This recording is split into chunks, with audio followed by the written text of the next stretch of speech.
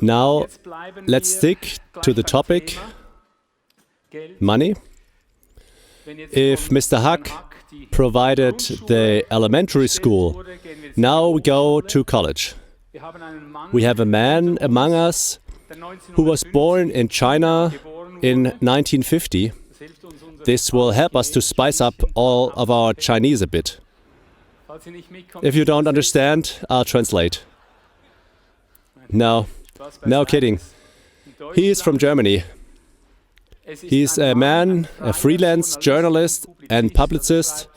He writes excellent books and also lectures worldwide on financial developments in the light of financial policy backgrounds. As I mentioned, the lecture before was really a basis for understanding from scratch what money is or should be. And now it's time to go to the university, financial policy backgrounds. And the man who is going to speak to us right now is already a real capacity. We know him from Klar TV. He spoke as a financial expert on several occasions. It is none other than Ernst Wolff. May I welcome you.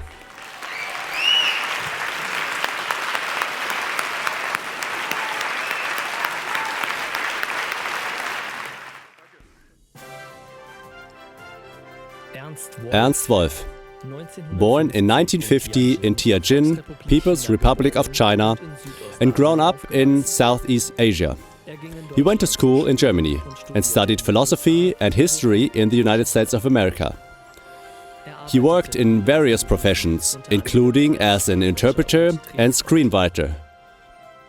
Since the political upheavals in 1968, he has been mainly concerned with topics from politics and business. He currently lives as a freelance journalist in Berlin, writes regularly and gives lectures worldwide on current affairs in connection with financial policy backgrounds.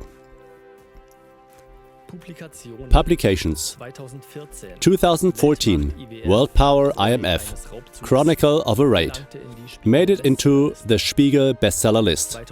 2017, Financial Tsunami, How the Global Financial System Threatens Us All. 2017, Facade Democracy and Deep State, where he is one of the authors. And 2019, The Deep State Strikes, of which he is also one of the authors. He publishes in online magazines like Telepolis and Rubicon and produces video shows with KenFM, Nuoviso, Klar TV and other channels. His lecture today is entitled Global Financial System, The Fuse is Burning.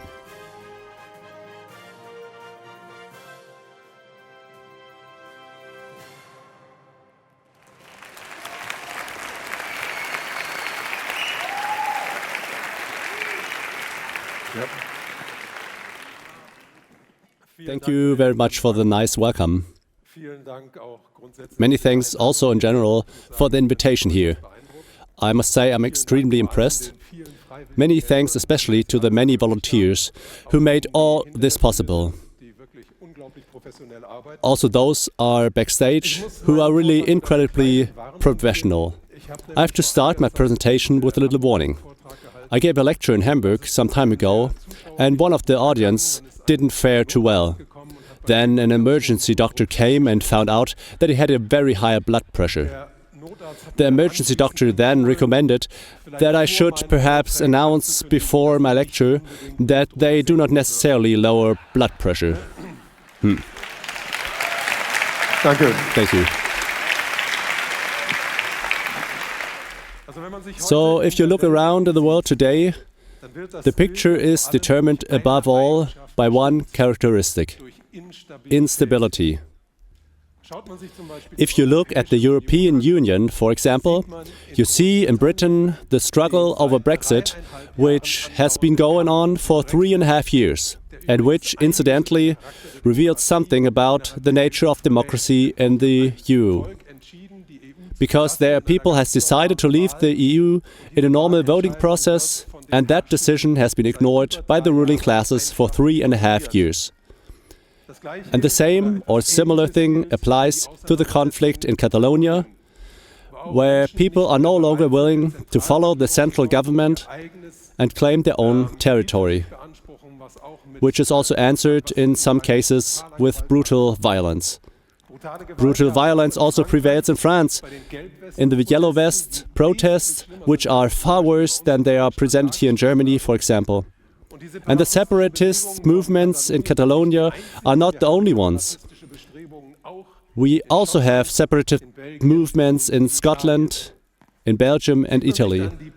And if you look at the political structures in the individual countries, they are marked by the turning away of many people from the former people's parties.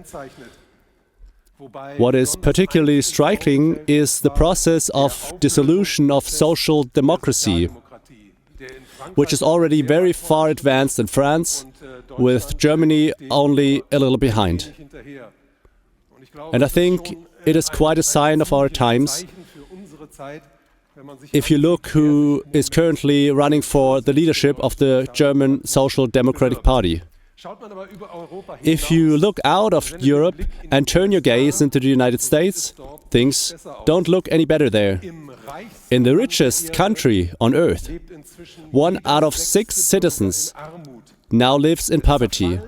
The infrastructure and healthcare systems are disintegrating, while the level of debt is rising exponentially, and the political process has been paralyzed by impeachment proceedings against the president. This impeachment proceedings must also be viewed very critically, because it obviously harms both parties.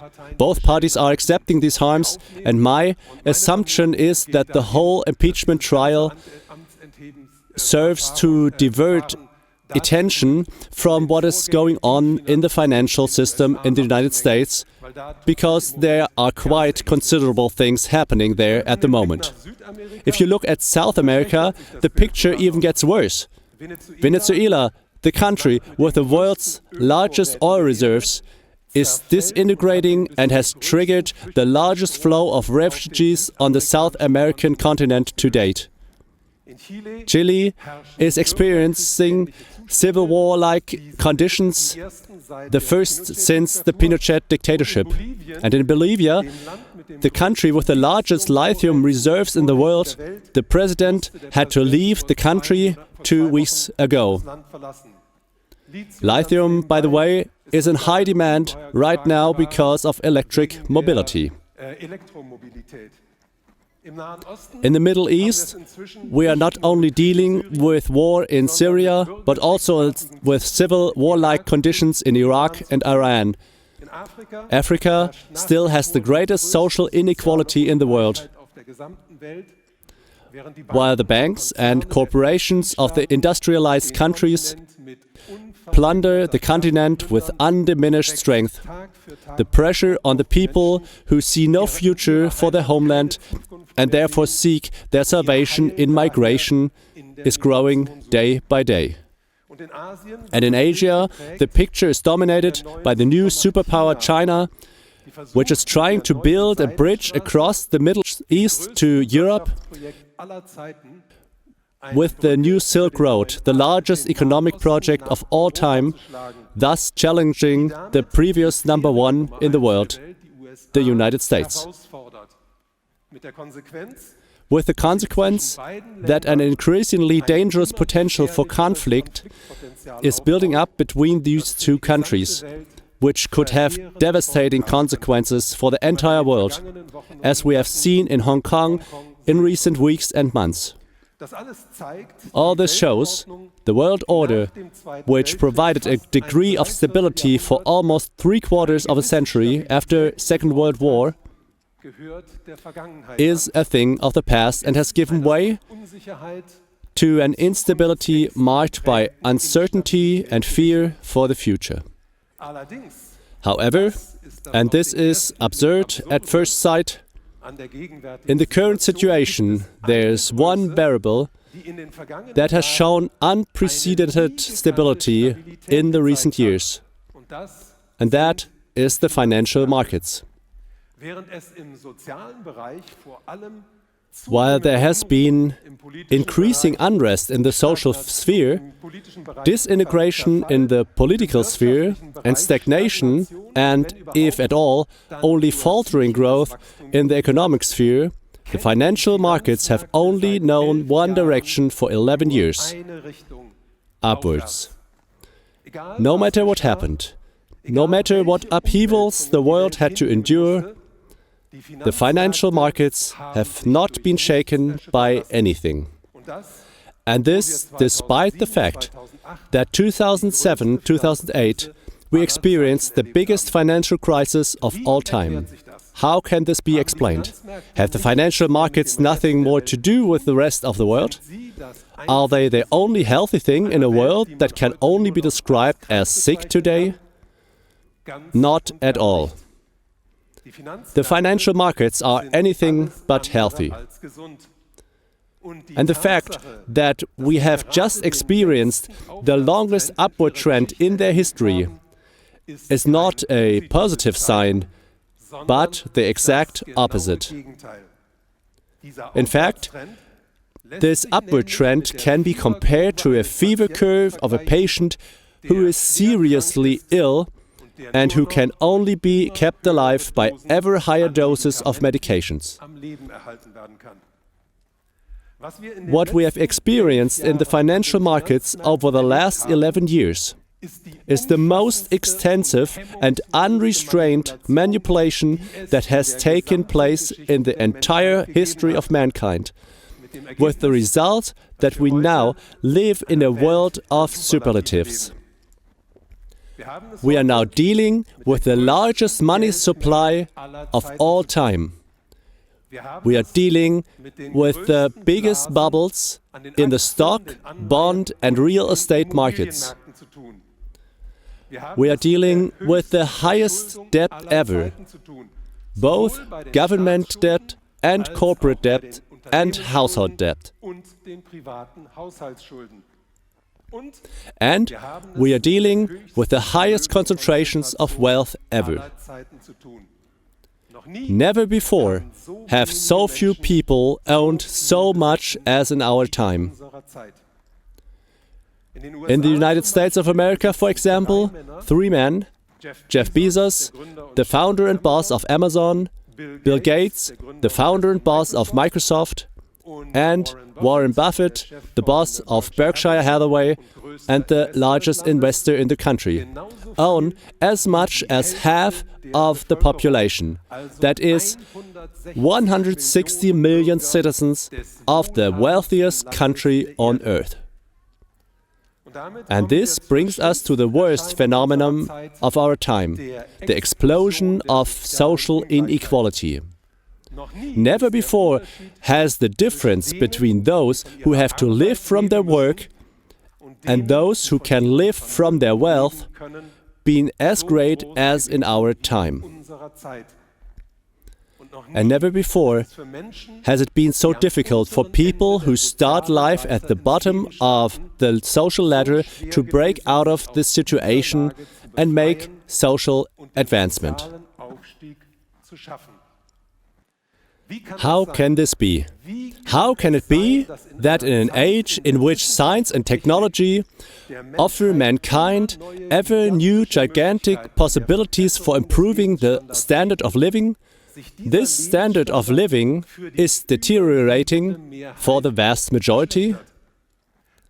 What happened in 2007-2008, which is often compared to the crash of 1929, the Black Thursday on the New York Stock Exchange, that led to the Great Depression.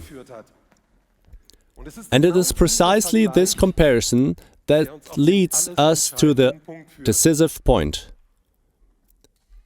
For there is a fundamental difference between these two crises. Back in 1929, the system got back on its feet on its own. It was indeed the Great Depression. There was mass unemployment, homelessness, and endless human suffering. But the system recovered from a very difficult period. In autumn 2008, things looked different. In contrast to 1929, the system was clinically dead in 2008 and had to be reanimated. And that was no easy task. At that time, governments had to step in and rescue private institutes with public money. But this was only possible by the means of the greatest redistribution of wealth ever, namely a redistribution from the bottom to the top. But that was not all. After this reanimation, the system had to be kept alive. And this task was then taken over by the central banks. They administered two drugs to the patient, that is, the financial system. On the one hand, they created huge amounts of money, and on the other, they demanded ever lower interest rates for the allocation of those sums. The citizens were told at the time that this was necessary to revive the economy. Today we know it was a lie. For the most part, the money has not flowed into the real economy, but has once again been channeled into the financial speculation and has further inflated the financial markets. The ordinary citizen has seen virtually nothing of these trillion sums. However, as the bubbles that emerged threatened to burst after some time, the central banks went one step further. They intervened directly in the markets to stabilize them.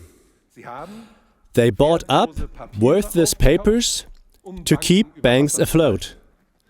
They took over bad loans to save companies from insolvency. They bought government bonds to keep whole states from going under. They bought corporate bonds and stabilized companies, although they were no longer creditworthy and should have declared bankruptcy long ago. They bought shares to prevent the prices and losses for the major investors from falling, and they even bought securitizations, the very securities that acted as fire accelerators in the crisis 2007-2008. Who has benefited from this stabilization of the system? Exactly those who caused the crisis. For 11 years, they have been the winners who have benefited from the rescue. And not only that, they also secured the status for themselves 11 years ago.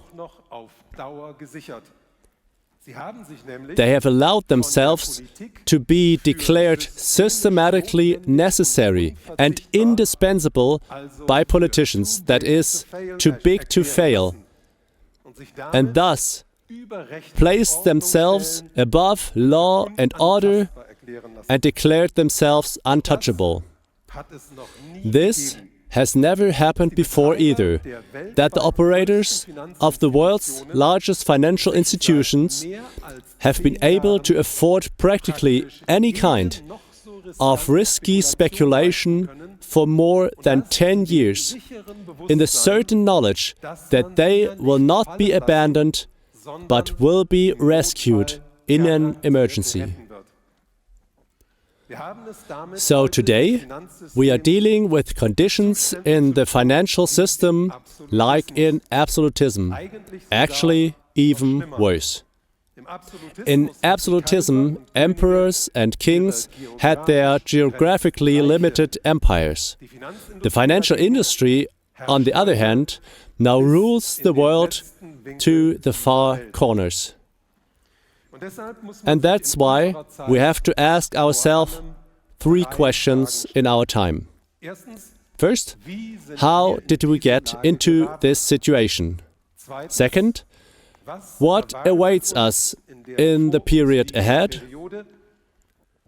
And third, the all-important question, are we powerless to do anything about it, or can we do anything about it? Let us start with the first question. How did we get into this situation? In order to answer this question correctly, it is important to know that although we in Europe have a banking system that is more than 500 years old, our current financial system is only 3/4 of a century old and has its roots in the United States of America. The United States, which emerged from the Second World War as the world's first superpower, used its superiority at the time to impose a financial system on the whole world in the mid-1940s that was of benefit to one nation and one currency above all, the US and the US dollar. In the first 3 decades after World War, this system ensured that the world was flooded with American goods and US dollars. This so-called post-war boom was a kind of gold mine, especially for the banking industry, as the huge demand for credit brought equally huge profits. When this boom came to an end in the mid-1970s, the time of easy money-making for the banks was also over. But now it became clear how strong they had become in the decades before.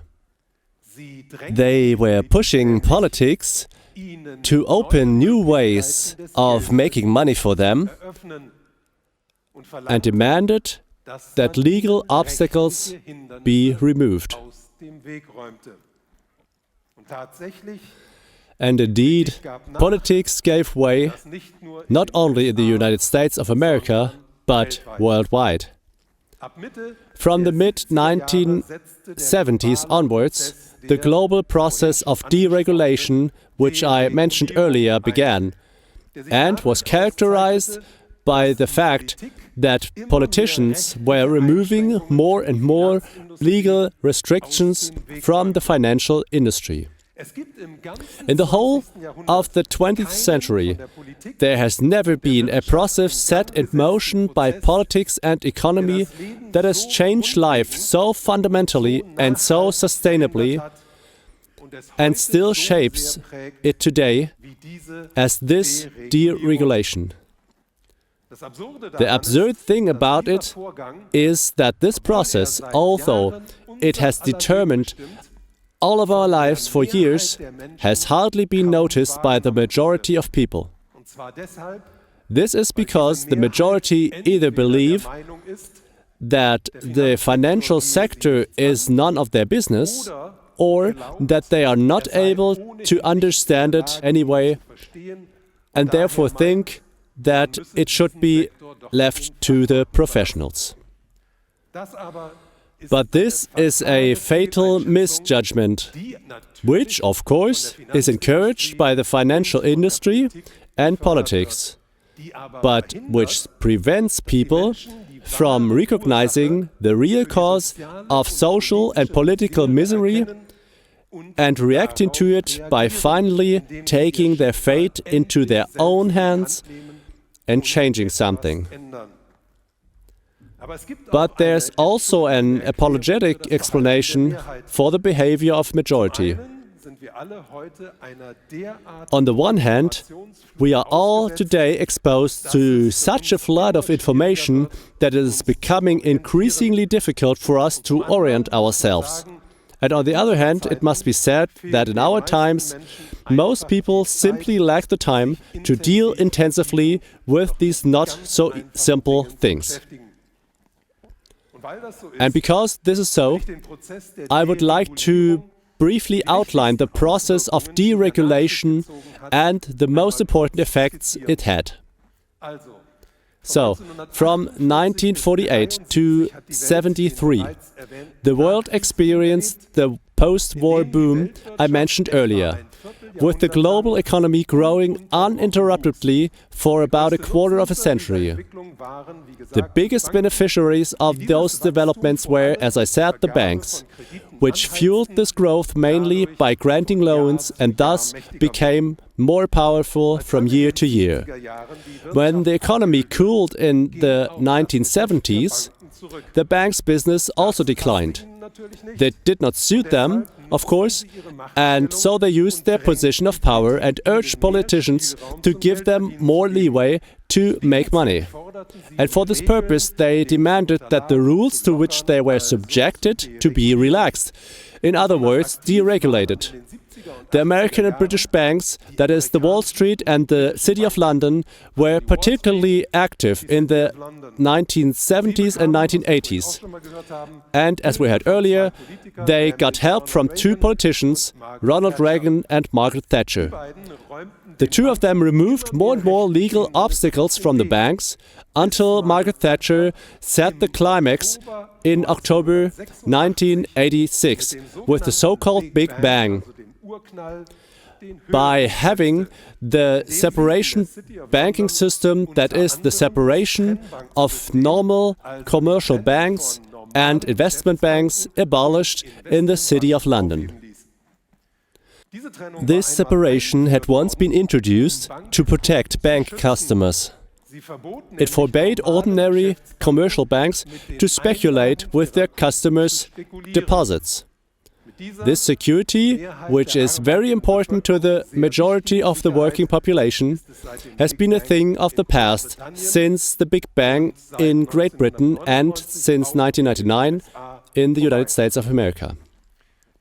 Since Margaret Thatcher also decreed that foreign banks should henceforth be subject to the same regulations as the British banks, the City of London experienced a huge influx in the 1980s and quickly developed into the most important global financial center alongside New York. This in turn put enormous pressure on the financial sector in other countries, so that most of them followed suit. The consequence of this development was what is now called the financialization of the global economy. In other words, the financial sector grew faster than any other sector of the economy and assumed dimensions that the world had never seen before. Two of the most important consequences of this financialization were the growth of hedge funds and the boom in derivatives. Anyone who wants to understand even a little of the state of the world today needs to know what these two phenomena are. So, first of all, on the hedge funds. Funds in general are companies that collect money from investors in order to invest it for them and thus grow. Hedge funds do just that, but they differ from other funds in several ways. The first difference concerns their clientele. Anyone who wants to invest in a hedge fund as a private person must prove that they have extremely high assets. Most people who invest their money in hedge funds belong to the so-called ultra-high net worth individuals. That is, the ultra-rich of this world.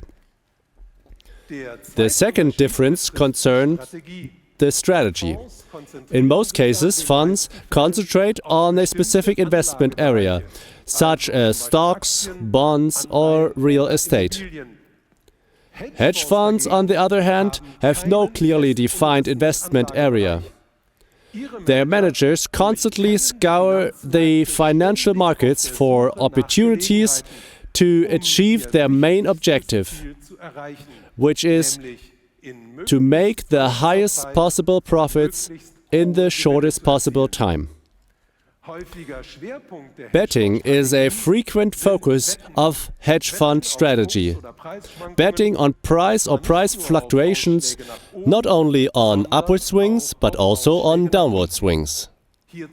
Short sales in particular serve this purpose. Let me explain it briefly. In the case of short selling of shares, for example, the investor bets on falling prices.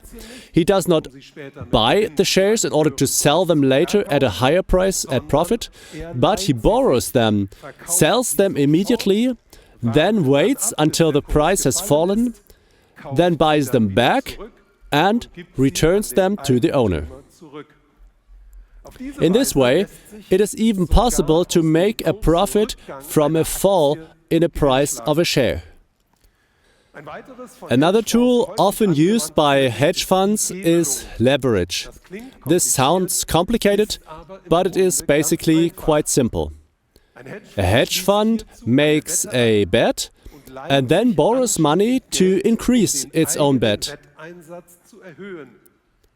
often 30 to 40 times. In other words, leverage means nothing more than speculating on credit. And this brings us to the third major difference between hedge funds and the rest of the funds, namely risk appetite. By leveraging their stakes, hedge funds take high risk, which means that they can not only make high profits, but also suffer very high losses in the event of bad speculation. And just how dangerous this can be has already been demonstrated twice. In 1998, an American hedge fund called Long-Term Capital Management speculated in the currency area and thereby brought almost the entire global financial system to collapse. In 2008, hedge funds and their bets played a decisive role in the fact that the system could only be saved by the intervention of governments and central banks. The fourth difference concerns the aggressiveness of hedge funds.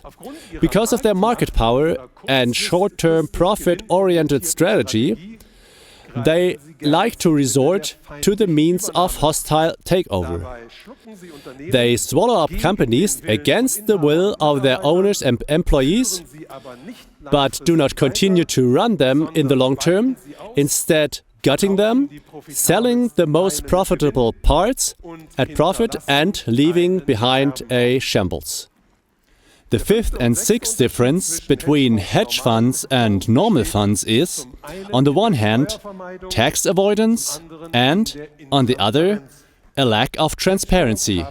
Hedge funds are mostly seated in the world's offshore financial centers, in tax havens where they do not have to pay a cent of taxes and where they are also treated with utmost discretion, which in turn means that their financial circumstances are often extremely intransparent. The question that arises, have hedge funds now become a competitor to the big banks? No, much worse. Since hedge funds are allowed to operate like banks, but are not subject to their restrictions, many big banks have either set up their own hedge funds or have all the business they are forbidden to do done through hedge funds. On the other hand, various hedge funds have become so large that they own the majority of banks. In other words, a kind of symbiosis has developed between the big banks and hedge funds, which has driven the concentration of power in the financial sector in a way never seen before, to the disadvantage of us all. While classical speculators have, after all, still tried to share in the success of companies, hedge funds are completely indifferent to their well-being. On the contrary, if it benefits them, they even deliberately cause their demise. In other words, hedge funds, the largest and most powerful financial organizations in the world today, alongside a few major banks, do not perform any useful function, either economically or socially, but serve solely to enrich speculators. And this enrichment is taking place in our time mainly in the sector of which the ordinary citizen hardly notices anything, namely in the field of derivatives. The derivatives sector is now by far the largest area of finance and has already twice caused the global financial system to almost collapse.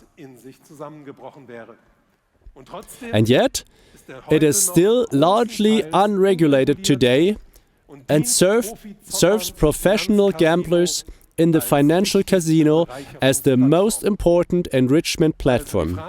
So the question, what are derivatives? The word derivative comes from the Latin verb derivare, to derive. Derivatives are financial products whose price is derived from the price of another product. This other product can be anything. That is a commodity, a share price, or even an interest rate. With derivatives, you bet that the underlying asset will either rise or fall, which means that derivatives is basically nothing more than a bet. And in order to understand how these derivatives have become so important that they are now a major part in global finance, I would like to do a little mental experiment with you. You have to think of the global economy as a big market.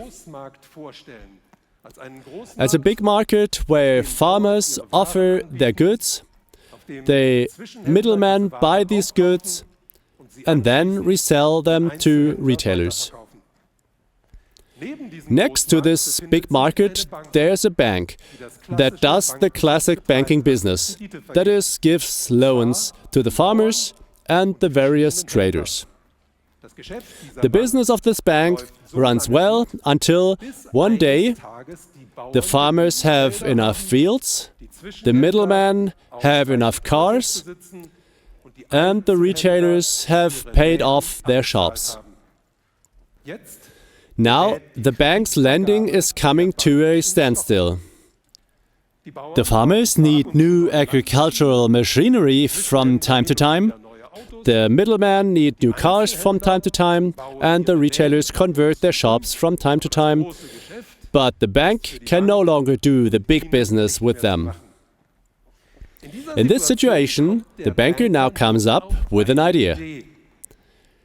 He opens his own stand in the big market and offers bets there. First, he lets people bet on whether more apples or more potatoes will be sold in one day. When the betting business starts to gain momentum, he lets them bet on which apple variety will sell best, and after a while, his business develops so well that he always places new bets. Are red or green apples selling better? Domestic or foreign? Those with large or small cores? And indeed, the banker's plan is working. More and more farmers and traders, but also more and more customers of the market take part in his betting business. The reason? Betting is easy, requires no work, only the betting stake. And in addition, bets can be used to make high profits quickly. But the whole thing is not without consequences. Over time, more and more farmers and traders neglect their own activities. The quality of the goods on the big market increasingly leaves something to be desired. And finally, some farms, fleets of vehicles and retail shops begin to decay. In addition, the resulting betting addiction has another consequence. Various farmers and traders gamble away and go bankrupt. A few, on the other hand, who concentrate on betting, make huge profits and leave their professions to become professional gamblers. But the biggest winner, that's what's decisive, is the bank, which has earned by every single bet from the very beginning, and which, due to its information advantage, ultimately controls everyone involved and can manipulate the game to its own advantage without limits.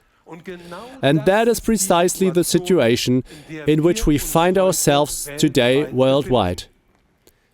The proliferation of derivatives has caused the real economy to wither away and the betting casino to spin like never before, with the result that a tiny number of people, namely bankers and professional gamblers, are getting richer and richer and are dominating the place, while the large masses have to watch helplessly as their standard of living gradually declines further and further.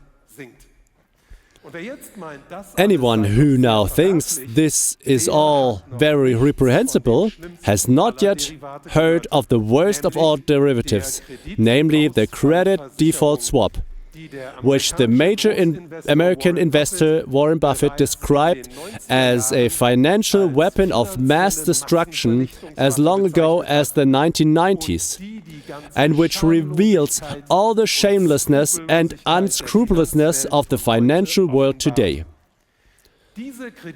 This credit default swap was invented in the 1990s by a team of JP Morgan bankers and has already twice made a decisive contribution to the near collapse of the global financial system. To understand how credit default swaps work, let's do a brief thought experiment again. Imagine the following. You have some money in the bank and want to give a certain amount of it to a company as a loan. To do this, you conclude a contract with a company in which all the details are regulated. In order to make sure that you get your money back at the end of the term, including interest, you go to a bank and have the loan insured. This means that you pay the bank a certain amount and the bank guarantees in return that you will get the money back even if the company goes bankrupt during the term of the loan. These are all clear agreements that do not harm anyone but benefit all parties and let you sleep peacefully. But now, the bankers of JP Morgan come into play. After all, their credit default insurance can be taken out not only by the lender, but by any person or institution that was not involved in the lending process. And not just at one bank, but at any number of banks. What does it mean? It means that professionals in the financial sector who have more information than other market participants immediately start looking for companies that they believe may not be able to repay their loans and take out several credit default insurance policies on them. That alone has huge consequences. It means, in the event of the actual collapse of an affected company, the damage multiplies, because the credit default swaps must be paid out not only to the lender, but to all those who have taken out credit default swaps. But there's more to it than that. Instead of waiting or hoping for the insolvency of a company, large investors can even assist its collapse because of their market power. They can accelerate the demise of a company or, in extreme cases, even bring it about themselves. So, if you have a lot of money at your disposal, you can proceed as follows. You look for a company that is not on firm footing, take out masses of credit default insurances, then buy it up, exploit it, and drive it to ruin. The result? The company is bankrupt, jobs are irretrievably lost, but the person responsible for the misery pockets a fortune. As an outsider, you would hardly believe it, but this is common practice in the financial system. There are two quite famous examples. The American Secretary of Commerce, Ross Wilbur, now under Trump's Secretary of Commerce, has made billions in this way, and Barack Obama's opponent in the last election, Mitt Romney, is also one of those profiteers.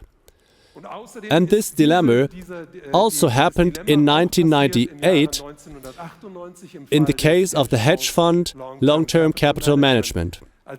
When it ran into difficulties, so many credit default swaps were taken out on it that their payout would have shaken the entire financial system. In order to keep it alive, many Wall Street banks involved intervened and saved the hedge fund. So these banks would have had to pay about $1 trillion in credit default swaps at that time, and instead bought up this hedge fund for $4 billion. So these claims expired. Then, in 2008, the game repeated itself with the American insurance giant AIG. In this case, however, the sums required were so high that the banks were overstretched, and the government and central bank had to step in and plug the hole.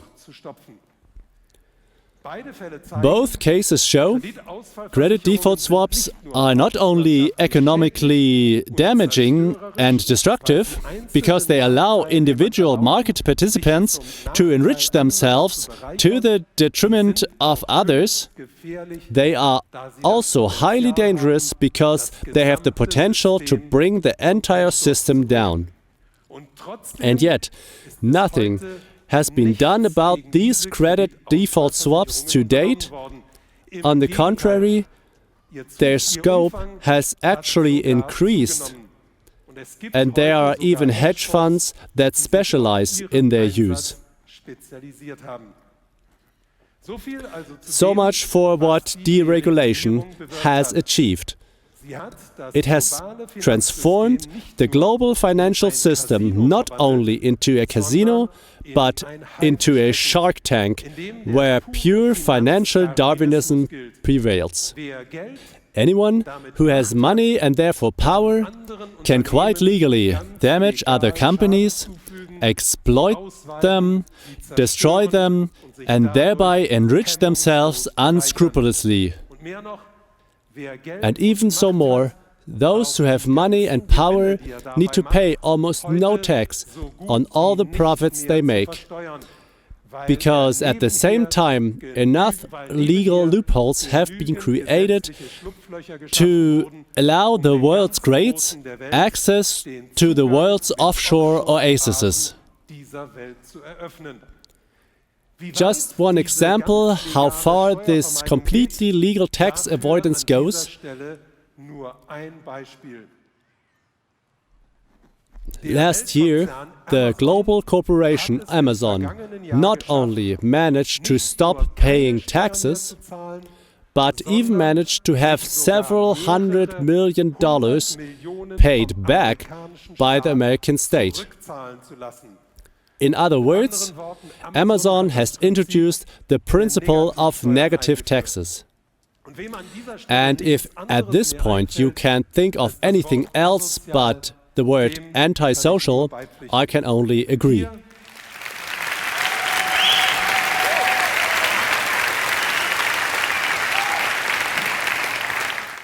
there are parasites at work here whose voracity knows no bounds and whom human values, whether shame, decency or compassion, are alien.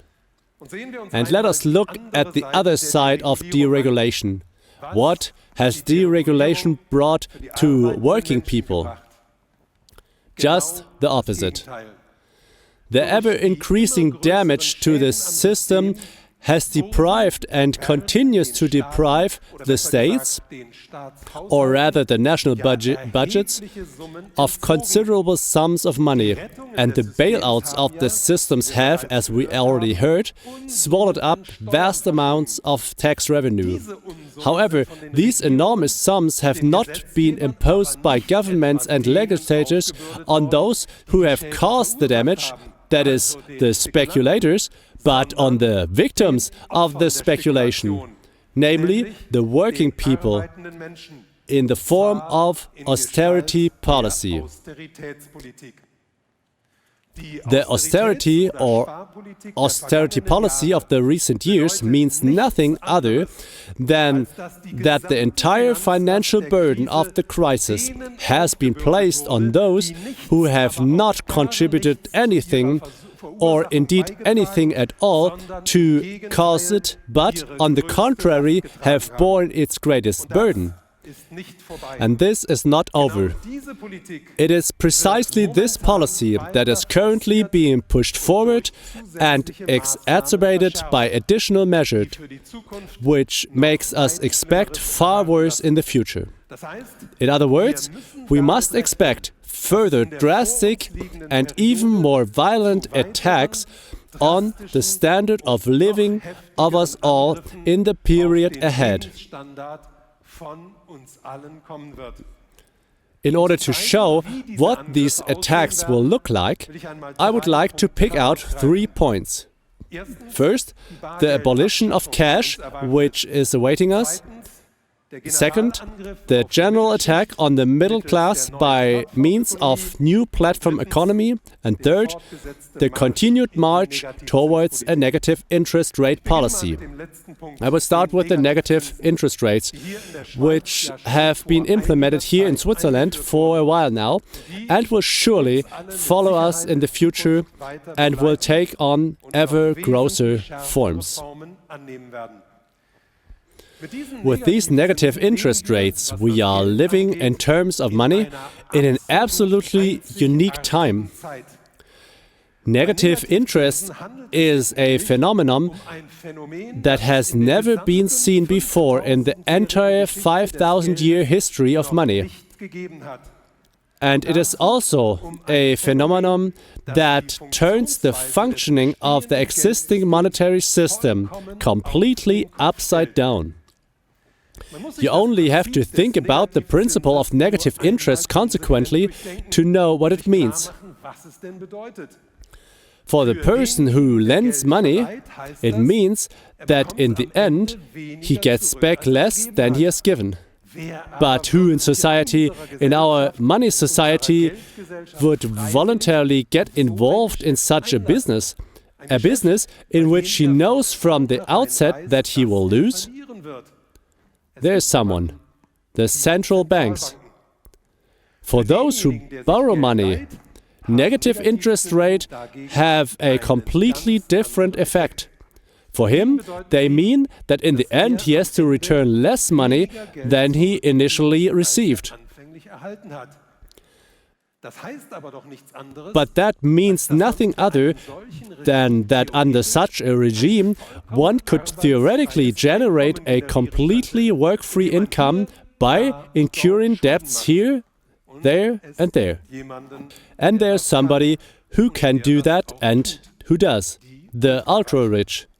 But if an ordinary citizen now goes to a bank and asks for a loan there, then this negative interest will certainly not be granted to him, no matter how politely he asks for it. Negative interest rates are only encountered by the average citizen when he looks at his account. Then he will see that negative interest takes away part of the money he has given to the bank in good faith.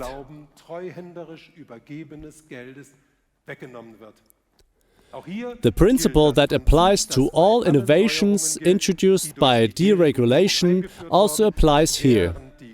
While the big guys benefit, the ordinary citizen feels the effect at most to his disadvantage. But the question is whether this can work in the long run. After all, negative interest rates are gradually undermining the banking system that has grown over 5,000 years. The answer to this question is, and it is clear and unequivocal, no. It cannot do that. But then why was negative interest introduced at all? After all, when we have managed without them throughout the history of money, and when we know that they will eventually destroy the system, for a relatively simple but sobering reason, out of sheer desperation, because there is no other way to keep the system artificially alive. Negative interest rates are no more or no less than the oath of disclosure of a financial system that is no longer viable under normal, that means conventional, function. But the fact that everything possible is being done to keep it alive under all circumstances and by all means is demonstrated by the next measure following the negative interest rate. The progressive abolition of cash, which has also been with us for some time. This cash abolition is being pursued for two main reasons. To cut off people's escape route from the negative interest rates and to be able to monitor and control them better in future storms. Because it is very important to get this cash abolition right, here are a few background facts. Money exists worldwide in two different forms. One is cash, in the form of coins and notes, and on the other hand, as book or fiat money, which means today almost exclusively in electronic form. Both forms of money coexist equally. In other words, whether I pay something in cash or whether I pay cashless, that is, by a bank transfer, credit card or mobile phone, the amount I have to pay is always the same. And yet, there is a fundamental difference between these two procedures. Only two parties are involved in a cash payment, the buyer and the seller, no one else. It's different with cashless payment. In addition to the buyer and seller, a third party is always involved, namely a financial service provider. That means a bank or a credit card company or an internet payment service. Not only does this third party know about all payment transactions, it can also pass on this information, for example, to interested companies or also to government institutions. For all of us, this means that every single payment transaction in which we are involved is registered. We can be completely screened, controlled and monitored. And since the central banks will certainly be forced to cut interest rates even further in the next crisis, the following awaits us. If we entrust our money to a financial institution, even small amounts of it will no longer be subject to interest, but will be deducted. And the only option left as an equivalent would be to have the money paid out in cash. But exactly this way out is cut off by the abolition of cash. And that means that we have no longer a chance to defend ourselves against a partial expropriation ordered by the central banks through the negative interest rates. Anyone who now thinks that this is an all too gloomy vision of the future and that cash has not yet been eliminated should take a look at the proposal that the most powerful financial organization in the world, the International Monetary Fund, IMF, put forward in 2018, that is last year. The IMF's plan is to divide the entire available money supply into two parallel currencies: cash on the one hand, electronic money on the other, and panel interest on the cash. In other words, if you were to make a purchase, you would have to put more on the table for cash than for non-cash payments. Such a state-ordered devaluation of cash would almost certainly meet fierce social resistance. But both the state and the financial elite have shown more than once in the past that when it comes to preserving the existing financial system, they are prepared to resort to ever more extreme means. In any case, such a levying of penalty interest would be the most effective way to bring about the end of cash, quickly, efficiently, and across all national borders. Well, I hope you are not completely submerged into depression, because there's one point I still have, and that is the frontal attack on the middle class. It is not only an attack which is imminent, but one which has already been launched and which has already caused the existence of some of the small and medium-sized enterprises. It is about the platform economy. The platform economy includes all those companies that use the internet as a digital platform, partly for technical innovations, mostly in the IT sector, but mainly for brokers and intermediary services. The first group includes companies like Microsoft and Apple. The second group includes companies like UBA, Airbnb, Booking.com or Amazon. Let's take a look at Amazon. The company was founded in 1994 by the computer scientist Jeff Bezos, who was one of the first to recognize the possibilities that the internet offers as a trading platform. Amazon began as an online bookstore, exploded in a very short time, and now is the world's leading online mail order company.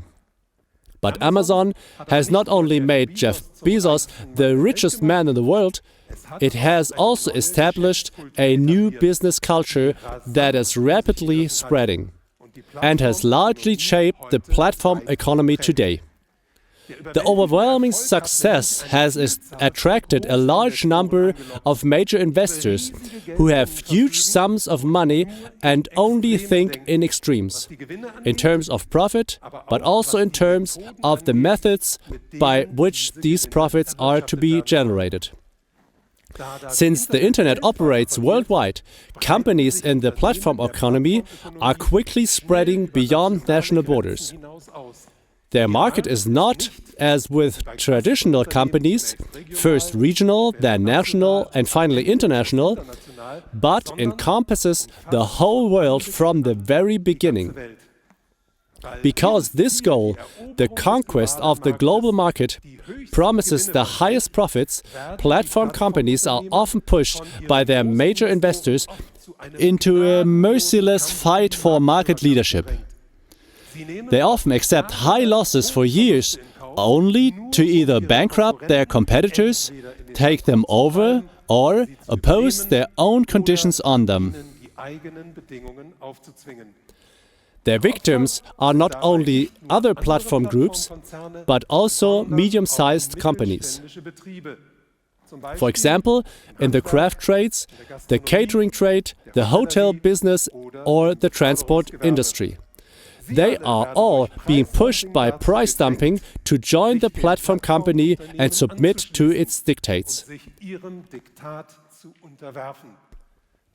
If they do not, they are threatened with heavy losses and often end up in bankruptcy. As a warning example should serve all medium-sized companies, Booking.com or Flix Mobility. Booking.com can be found on the internet under the name Booking.com, but also under the names Expedia and Trivago, and it mainly arranges hotel accommodations. Booking.com pays $1 billion to Google every year to ensure that Booking.com ads appear on the internet, preferably before the competition when you call up the name of a hotel. In this way, Booking.com has managed to capture a huge part of the global hotel business as an intermediary. But this has fatal consequences for medium-sized and small hotel businesses. Booking.com dictates them, in the case of a mediation, their own conditions on, among other things, that bookings can be cancelled until shortly before the agreed date. Big hotel companies don't mind this, but small inns cannot live with it in the long run. But the problem is, small and medium-sized hotels cannot escape Booking.com. Even if they place a website on the internet, it will appear somewhere below, far away, and the majority of customers will find the offer further up on Booking.com and book the hotel room via the platform, because it offers advantages for the customers. And something similar to Booking.com is happening in the gastronomy sector, where platforms like Lieferheld or Foodora is currently showing incredible growth. More and more people, especially in the urban areas, order their food through these platforms, which pass their orders on to small family-run restaurants, but for a commission. These small family businesses, however, compete with chains, and these chains in turn belong to the investors behind the platforms, who are of course also served by them.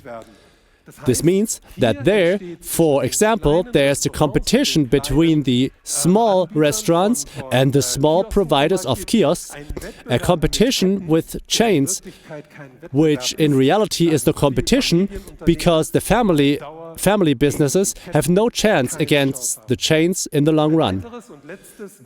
Another and last warning example is Flix Mobility, formerly Flixbus. The company, which was only founded 6 years ago and which does not own a single bus itself, now controls more than 80% of the German bus business and about 60% of the European bus business. This has been achieved by very financially strong partners who have allowed it to enter the business at outrageous dumping prices, thus bringing more and more bus companies to their knees and forcing them to become members of Flix Mobility. For these companies, membership means that they have to make a payment to Flix Mobility for every ticket sold. And as far as the entrepreneurial freedom is concerned, hang on the drip of the platform company. However, it is not only small and medium-sized companies that are victims of this development in the area of the platform economy, but also those who put their manpower at the service of platform companies. As these platform companies are officially only intermediaries and not employers, they are not obliged to provide employment or insurance cover.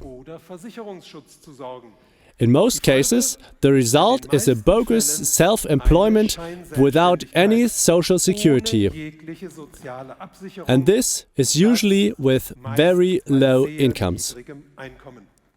However, the entire society is also a victim, as platform companies often achieve very high turnovers, but usually pay hardly any taxes as they operate internationally and almost always move their headquarters to offshore tax havens.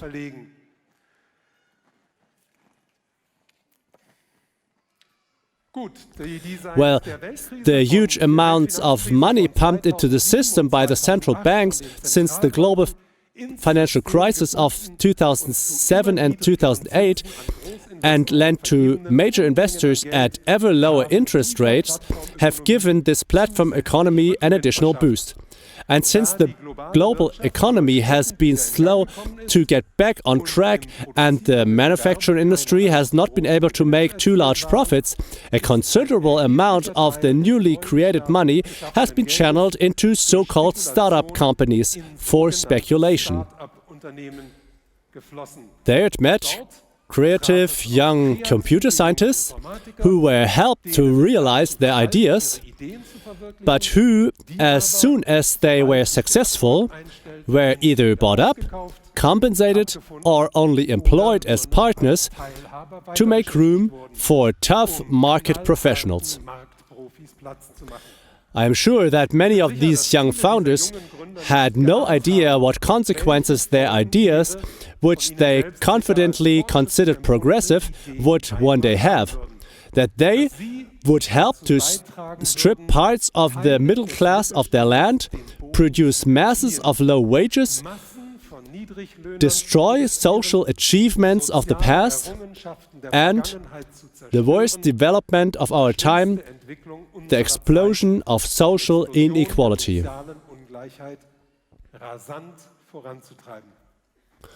Well, now that I have put you through so much hard work, we come to the all-important third question.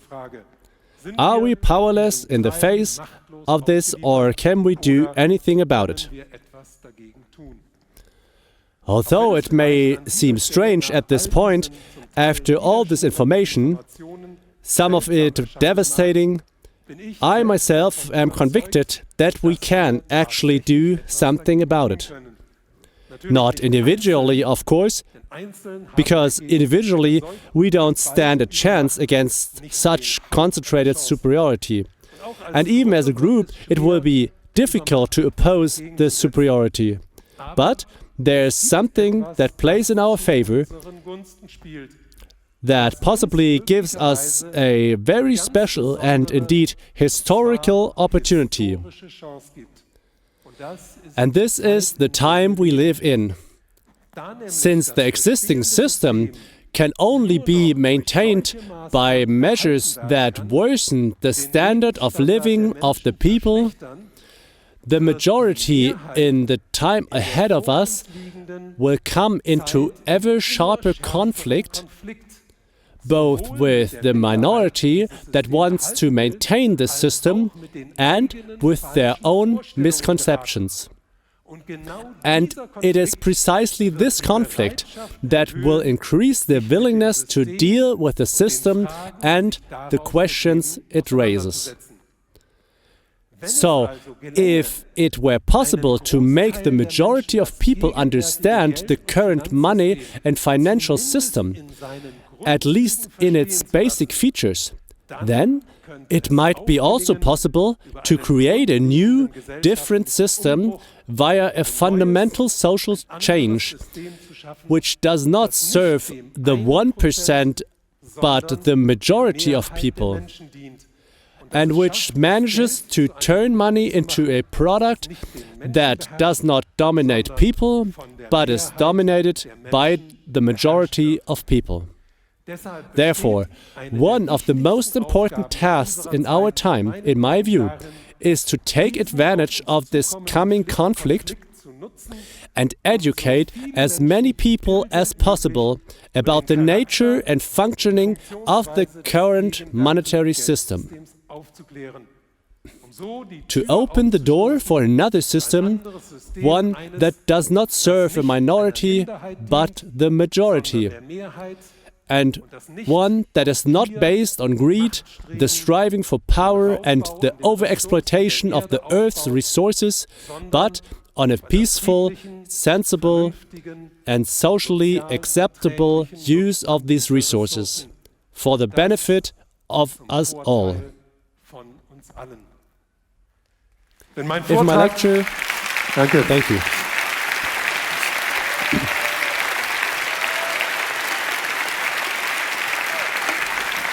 Thank you very much. So if my lecture has contributed a small part, then the lecture has fulfilled its purpose. Thank you. Thank you.